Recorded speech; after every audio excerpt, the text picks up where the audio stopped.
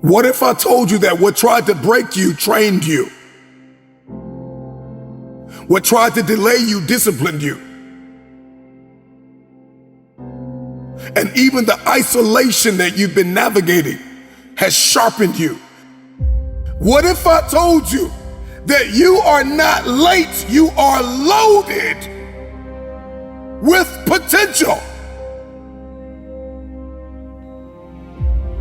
Could it be possible that average convinces us that survival is success? How is it that we've gotten to the place where we normalize being tired, being defeated, being active, but not accomplishing anything? Average is the enemy of dominion. You cannot rule what you refuse to master. Average people avoid mastery. Average numbs your hunger while stealing your assignment. Average brings us into prisons and pits and caves where we lose our desperation, where we are no longer hungry for a quality of life. This is not your end. This is your deployment. This is not a motivational speech. This is a summons. You are commissioned. This is not inspiration. This is instruction. No more rehearsals, no more almost, no more one day. I move when God says move. I strike when the window opens. I obey without negotiation. I finish what I start. You did not survive to just tell a story. You survived to execute your assignment. Get up and evaluate. Get up and be grateful that you are still alive. Even if it feels as though you have lost everything, you still have your faith. So focus, focus, focus. Let faith be stirred and focus. Because history does not remember the distracted, it remembers the devoted. You cried and suffered long enough from scattered focus, from borrowed dreams, from noise that promised comfort but stole your calling. Enough tears have fallen on confusion. Now is the time to weep and work. You may be hurting, but work. You may be bleeding, but build. You may be tired, but get up. It's time to labor with vision and build with conviction to give birth to something that will still speak when the dust has settled over your bones. Greatness is not loud at the beginning. Sometimes greatness is quiet, lonely, and it will demand separation from everything that attempts to knock you off course.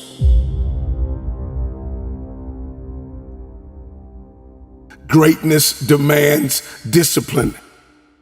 Average negotiates them away. Average attracts applause from people who settled. They will clap for you, not because you are great, but because you make them comfortable. Your life, your endeavors, your assignment, your anointing, if you actually walk in it, should make somebody uncomfortable. A lot of you listening to me were born into bloodlines that have suffered through generational captivity. You start and you don't finish. You get an idea and it stays in the journal. You did not fail and you're not finished. You did not come this far. You did not sweat that hard. You did not bleed and grind and hustle and pray and fast and hope for your heart to stop beating here. I need you to declare this with me. I refuse to die with instructions still inside of me. I refuse to meet God with unused faith. I refuse to explain why I played so small when I was trained for war. I was trained to fulfill my destiny. Everything you survived was for this hour, and so there's no more catching up. You're stepping in. And this is not the season of preparation. No, this is the season of execution. It is now, not when it's comfortable. It is now, not when it is applauded. The time is now, because your moment, your opportunity, the open window, this cannot be rescheduled. It is now or never. And I don't do never.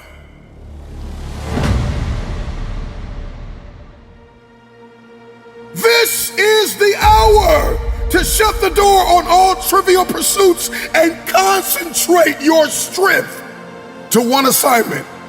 Do you want an ordinary life, or do you want an exceptional one? A life full of faith, fire, fulfillment, significance, passion, and purpose. I don't know about you, but I would rather be a master of one thing, exceptional with one idea, that I stayed the course, that I remained faithful, than to be notorious for starting something and not finishing. There are destinies attached to the decisions that you make. Your family, your community, your country, your people, generations are waiting on the discipline you keep postponing. The future is listening for a voice that refuses to be average. Decide now that you will be exceptional, that you will lead a life that is absolutely extraordinary. You've got rooms to walk in, tables to sit at, families to impact, generational captivity to break. But you gotta believe, because consequences come when we remain comfortable. You think you came this far to be average, to be ordinary? All of the times the enemy underestimated you? After everything you've been through, you're gonna settle for average. I am not forgotten. I am not disqualified. And I am not finished. I am aligned. I am authorized. I am appointed. I am awake. Each tear that I have cried has been the tuition that I must pay to fulfill my destiny. I did not come this far to almost obey, to almost figure it out, to almost finish. I did not come this far to just understand. I did not come this far to just take notes at a conference and not fulfill what it is that God put me on this planet to do. This is not your end. This is your deployment. You're not finished. I'm not asking if this is my time. I am declaring it. The nightmare is to reach our 60s, our 70s, our 80s, or even our deathbed, and to talk about everything we should have done. I should have done that. I should have invested in this. I should have made the relationship work. I shouldn't have got a divorce. We talk about all the things we wanted to do, but never got it done. That's the nightmare. That's the nightmare that we all must avoid. This is your moment to decide. Will you continue on living the life that you have lived? Or will you unlock your greatest potential? There are things that you have been called to do that you have never done. And there are things that you have been called to do that no one on earth has ever done. Some of you have journals full of dreams and no action has been taken. Get to work. Make this year the first year of the best years of your life. This is my year. This is not the year that I play around with my life. This is not the year that I sit and wait for destiny to hunt me down. I will hunt everything down that belongs to me. Life is not just a game of attraction. It is a game of hunting. It is a game of evolving to become the best version of yourself, putting in the work. This must be the year that you are not defined by your history, but you fulfill your destiny. If you want to see this thing differently this year, everything you do has to change. You've been walking around the knockoff version of yourself. This is not the real you. The real you is breathing down your neck, begging you to manifest. It's your turn. It's your time. You've waited long enough. You've got the strategy. You've done your homework. You've got the belief system. Now just put it in. I'm not afraid of rejection. I'm not afraid of failure. I'm giving it everything I have. And as much as life has tried to amputate my spirit, I refuse to go down. It's time to get out of the way. Stop blaming everybody and look yourself in the mirror. It's your fault you failed. I tried it last year and it didn't work. No, you didn't work. Am I gonna repeat my history or will I blaze a new trail? This is the year that I don't make excuses. This is the year I stop complaining about the past. This is the year that I give everything I have. You have to get hungry. A lot of us, we watch everybody win in every facet of life. We watch the underdog rise under the lights.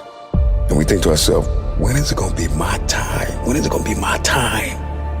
And in order to be next, you got to change the way you live, you eat, you walk, you talk, you think. It's got to be a lifestyle change. When you shift your paradigm, when you shift your thinking, then what we see in our head will become our reality. Take your time, your talent, and your treasure and execute. When you have your mind made up that no matter how you're feeling, every day you're going to give it everything you have, then all of a sudden the world opens up to you. Come to the resolve this year that dedication, discipline, perspective, preparation is going to be your new code of conduct.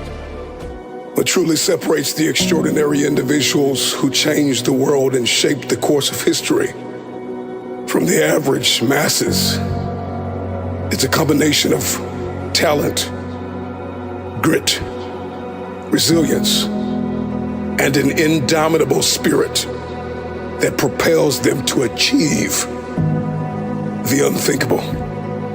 It's the 1% when they are faced with crushing and failures and demoralizing setbacks that would make most quit.